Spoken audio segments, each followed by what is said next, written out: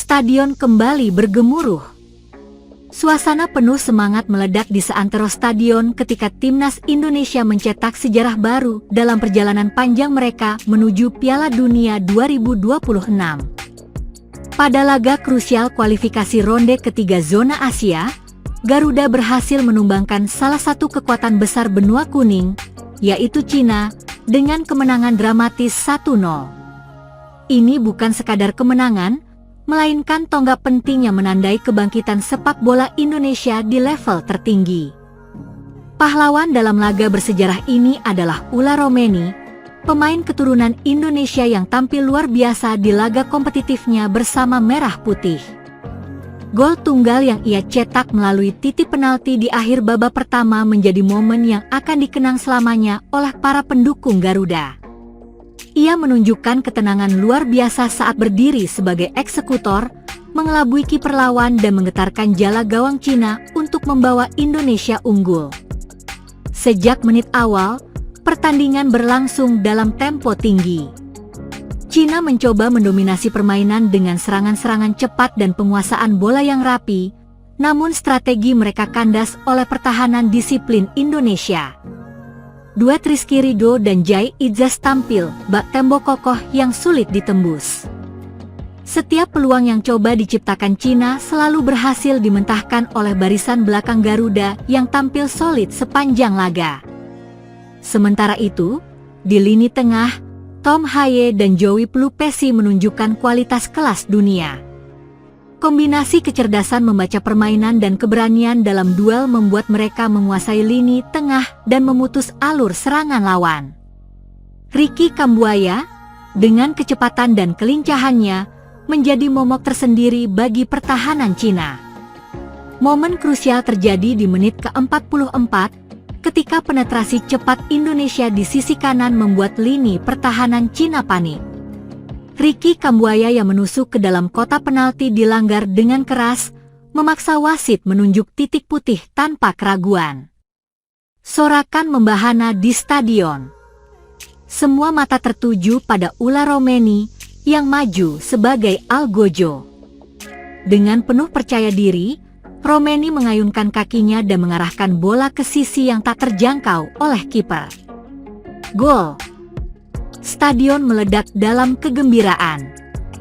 Itu adalah gol ketiganya untuk Indonesia, sebuah kontribusi penting yang menunjukkan bahwa darah Garuda mengalir kuat dalam dirinya. Babak kedua menjadi ujian ketahanan bagi Indonesia. Cina meningkatkan intensitas serangan mereka, mencoba mengejar ketertinggalan dengan segala cara. Namun, semangat juang para pemain Indonesia tidak pernah surut.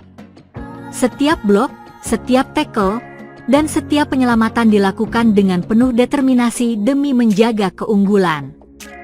Hingga peluit panjang dibunyikan, skor tak berubah.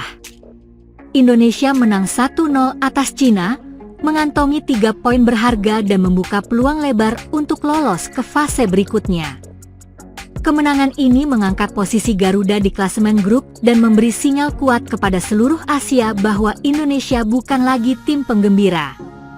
Kemenangan ini bukan sekadar soal angka di papan skor. Ini adalah simbol dari kebangkitan, hasil kerja keras, dan semangat juang yang tak pernah padam. Timnas Indonesia menunjukkan bahwa mereka kini layak bersaing dengan kekuatan-kekuatan besar Asia. Dan yang lebih penting, mereka telah menyalakan kembali harapan seluruh rakyat Indonesia untuk menyaksikan merah putih berkibar di panggung sepak bola dunia. Pelatih Timnas Indonesia, Patrick Kluivert harus memilih 23 pemain untuk pertandingan krusial melawan Cina di Skopje dalam kualifikasi Piala Dunia 2026 zona Asia. Pasalnya hanya akan ada 23 pemain yang dipilih dari 32 pemain yang didaftarkan untuk pertandingan pada Kamis, 5 Juni 2025. Peluang Timnas Indonesia lolos ke Piala Dunia 2026 masih akan terbuka jika mampu mengalahkan Cina. Beberapa pemain sudah pasti tak bisa bergabung seperti Sandy Walsh, cedera, dan Eliano Reigers, urusan keluarga. Dengan demikian, hanya 30 pemain yang sudah berkumpul di Jakarta untuk untuk menghadapi Cina. Akan tetapi Kluivert masih harus mencoret 7 nama sesuai regulasi AFC yang hanya memperbolehkan 23 pemain terdaftar.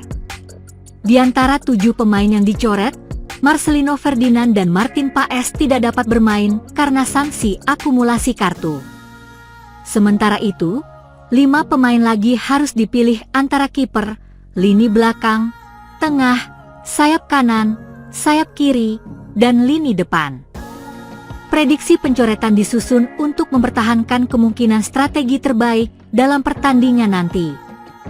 Pilihan Patrick Kluivert untuk skuad timnas Indonesia versus Cina kemungkinan termasuk Emil Audero, Hernando Ari, dan Nadeo Argawinata di posisi kiper.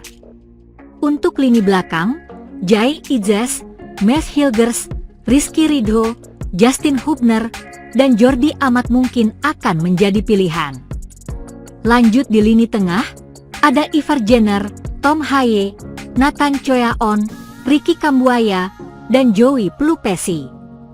Kevin Dix, Yakob Sayuri, dan Asnawi Mangkualam diperkirakan akan menjadi andalan di sayap kanan. Kemudian ada Calvin Verdong, Dean James, Shane Patinama, dan Yance Sayuri mungkin akan mengisi posisi di sayap kiri. Di lini depan, Ula Romeni, Egy Maulana Fikri, dan Rafael Struijk berpotensi menjadi penyerang utama. Kiper, Emil Audero, Hernando Ari, Nadeo Argawinata. Back, Jai Idzes, Matt Hilgers, Rizky Ridho, Justin Hubner, Jordi Amat.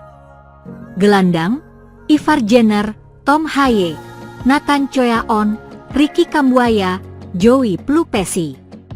Sayap kanan, Kevin Dix, Yakob Sayuri, Asnawi Mangkualam. Sayap kiri, Calvin Verdong, Dean James, Shane Patinama, Yance Sayuri. Penyerang, Ula Romeni, Egy Maulana Fikri, Rafael Struijk.